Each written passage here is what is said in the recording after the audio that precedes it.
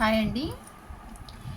మీకు మొన్న నేను లైవ్లో చూడండి పేపర్ సెట్టింగ్ ఎలా చేసుకోవాలి అంటే ఈ కటింగ్లో మనం నెక్కును బట్టి మైనస్ చేయాల్సిన షోల్డర్ వైపు కాకుండా నెక్ వైపు మైనస్ చేస్తాం. అంటే నెక్ ఎక్కువ ఉన్నప్పుడు మనం ఫుల్ షోల్డర్ నుంచి తగ్గిస్తాం కదా, ఆ తగ్గించేదాన్ని షోల్డర్ వైపు కాకుండా నార్మల్ కటింగ్లో షోల్డర్ వైపు తగ్గిస్తాం. ఈ కటింగ్లో ఏంటంటే నెక్ వైపు తగ్గిస్తాం. అంటే దానివల్ల ఉపయోగం ఏంటి అంటే ఎక్కడ ఉండాల్సిన నెక్ అక్కడ షోల్డర్ అక్కడే ఉంటుంది కాబట్టి షోల్డర్ అనేది జారదు. ఓకేనా.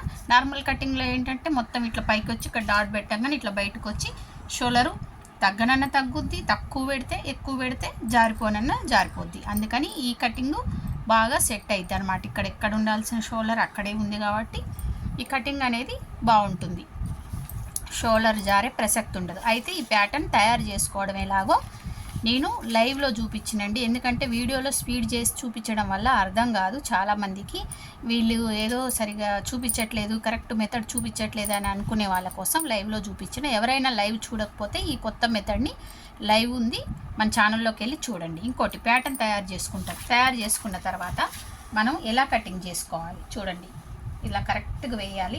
వేసినప్పుడు లైవ్లో చూస్తే మీకు అర్థమైంది. ఇక్కడ షేప్ చేయం, అదే షేప్ వస్తుంది.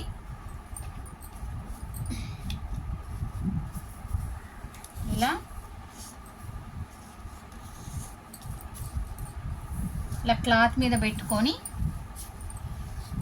చూడండి, ఇలా కరెక్ట్గా కటింగ్ చేసుకోవాలి. అప్పుడు మీకు ఏ తేడా రాదు. ఎందుకంటే దీన్ని కొంచెం ఇట్లన్నా, ఇదే కాదు ఏదైనా మీరు ప్యాటర్న్స్ కొనుక్కున్నా సరే కొంచెం ఇట్లన్నా షోల్డర్ తేడా వస్తుంది, ఇట్లన్నా షోల్డర్ తేడా వస్తుంది. ఓకేనా. అందుకోసమని మీరు దీన్ని ఎలా వేసి కటింగ్ చేయాలో కూడా